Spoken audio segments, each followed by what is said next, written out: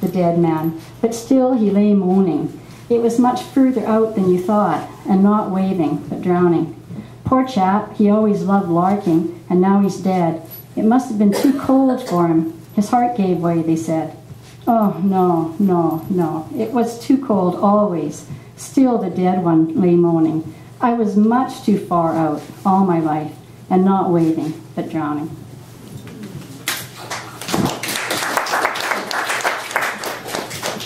Okay, so these are 3 prose poems from my illustrated book, Mental Case 101. I wake up in a tub. I passed out drinking. My frozen hand clutches the bottle still. Snow drifting, numbing, at peace. A man comes, lifts me to the bed, has sex on me, exits. No covers, street light glares through curtainless windows. He returns, takes me to the Silver Hotel. We drink in his room, he sleeps like a corpse. A faceless guy's sullen litany sieves through the walls. Hey, let me fuck you, I said. Woman, surly. Don't want no fucking. Get your fucking hands off, you fucking asshole. I'm gonna fuck you, you no good fucking whore, you no good fucking slut. I'm gonna fuck you, I said. I said, on and on. The ice flow of mattress shifts slightly in the current's dead of night. I wear huge wool socks, nothing else. The bed, encased in plastic, glues itself to me, the sheet as thin as Kleenex. Masses of cockroaches scrabble in endless lines of confetti-legged liquid silver over the cell-sized space washed with moonlight. In an interlude of dream, my childhood dog is frantic to swim back from death, to get to me, to help me. I have pneumonia again. Okay, and this is the second one.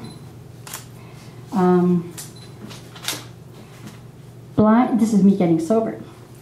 Blind in confusion reality of white-hot light. I swear, I'm so fucking scared. Don't swear. Shame. I stumble to shade and weep, cupped hands filling with brittle tears, edges like scorched contact lenses, cutting away my shards of armor. In the background, grains of sand jolt out harsh as jagged boulders. Eyes of men grit into my skinned flesh. Shut up. Don't cry. Don't swear. Fuck me. I brace against concrete. Feet clogged in ashtray beach. Seagulls dragging entrails overhead. Everywhere is skin cooking, pubic hair, armpit sweat, stink, filth, chaos. A woman, skin stretched tight on facial bones, lids rolled back and stitched, polish perfect, hands age-modeled, stretch marks looping between the bits of her bikini, spots me in that garbage bin.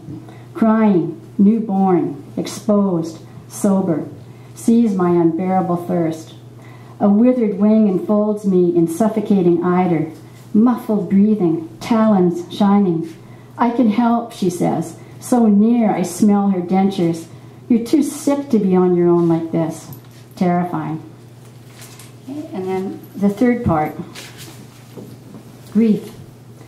Years later, I entered my meditation room, an emptied out hall closet, to vomit tears, grieving the dead, the lost numbers, voices, years, lost in it. I became aware of my sidekick, my little doggie, searching for me, snuffling, frantic, trying to scent me out.